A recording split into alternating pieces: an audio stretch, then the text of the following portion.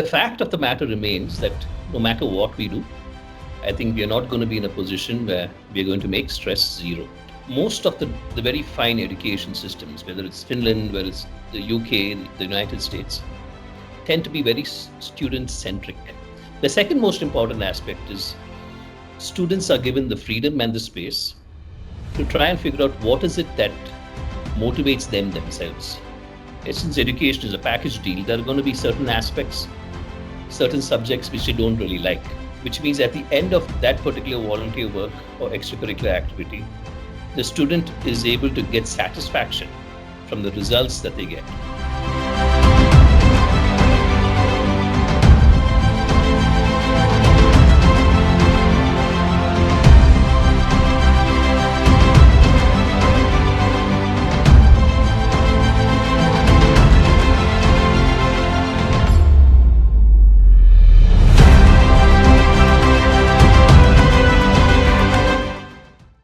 Zero stress, or are you going to become the hero of stress in education? I think that's a question we have to ask ourselves. And as both the speakers before me, I think they gave very, very valuable insights into areas regarding stress in education. The fact of the matter remains that no matter what we do, I think we are not going to be in a position where we are going to make stress zero.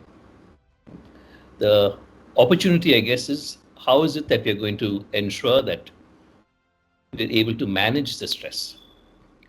And stress, unfortunately, is a very misused and abused word, but taking it at the face value where it's something which inhibits the advancement or the peace of a student, parents, and teachers, because they're all very, very critical stakeholders. I think one of the key components when you talk about a global education, especially in the perspective of stress related to education, is that most of the very fine education systems, whether it's Finland, whether it's the UK, the United States, tend to be very student centric.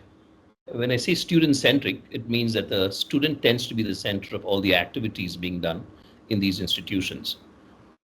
That's also true in many of the institutions in India as well. In fact, if you talk to anybody teaching in Rajagiri institutions, for instance, they'll tell us that, you know what, we try and do holistic education, we try and keep the student at the center of what we do. But what I think the global schools try to do a little bit more effectively is that not only are they student-centric, but they also manage in very innovative and sustainable ways to make sure that the student also is centered on themselves. What I mean by that is they take the extra effort, they have the necessary tools, which are one able to figure out different levels of stress. For instance, there are tests which we do as an organization in schools, which tell us if students are at a level of stress. The next level of stress which they have is usually anxiety. And that's a scale: stress, anxiety, depression.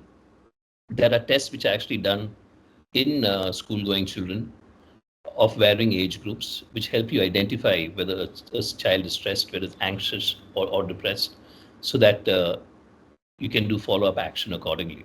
The second most important aspect is students are given the freedom and the space to try and figure out what is it that motivates them themselves. This whole concept of intrinsic motivation, it takes a little bit of effort on the part of the institution. Teachers tend to be specifically trained in certain aspects of this, because once they're able to figure out what is it that actually motivates them, what is it their real area of interest is, then having to study that particular subject, for instance, or that particular area no longer becomes a burden. Then, of course, we know that education is a package deal. And I just want to give a caveat that what I'm talking about tends to be very general, because given the shortage of time, we can't really go to the specifics of every specific age group, right? So once they understand what is it that really gets them motivated and going, since education is a package deal, there are going to be certain aspects, certain subjects which they don't really like, right? Which can be stressors. But then they're convinced that, you know what, life is a package deal. There is going to be a lot of things which you have to face in life which you may not really like. but you need to learn the coping mechanisms. And since they know what is really, really motivating them, they are able to handle those stressors a lot more effectively. The second thing is this also gives autonomy in the and power to the student themselves as far as their education is concerned. They feel they have more control about what they're studying and why they're studying what they're studying. The third thing which a lot of them do is, if you've noticed, volunteer work, extracurricular work is a very, very essential part of most of the curricula which students are part of. And the difference is that they get them all involved in specific activities which have measurable results, which means at the end of that particular volunteer work or extracurricular activity, the student is able to get satisfaction from the results that they get. This sets off what we call the happy hormones, makes them even more motivated to do more of what they are doing. And in the process of, say, volunteering for something, they learn other skills as well, which are essential to education, whether it is teamwork, leadership, innovation, collaboration with other stakeholders. These are skills that automatically come into play and they learn on their own. As Ms. Dr. Azizuddin mentioned, I think what's very, very important for us, and is also very much a part of our culture and our ethos, is the understanding that life is a series of cycles, right? We can never have good times all the time. We can never have bad times all the time.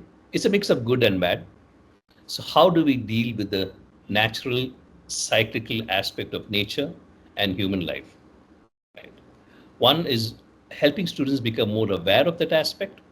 Secondly, making them understand that since that's the natural cycle of life, how is it that they can develop the skills, whether it is a form of, say, a group of students working together, supporting each other, what we call the peer group or the buddy system, where students are actually there to help each other, where students feel free to share things that worry them, tend to concern them, things they or issues they feel they can't deal on their own.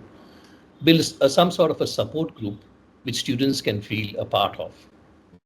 Now, in the interest of time, I will stop for now and let the other panelists as well have their say, and we could get back to some of the details of these points in the discussion. Thank you.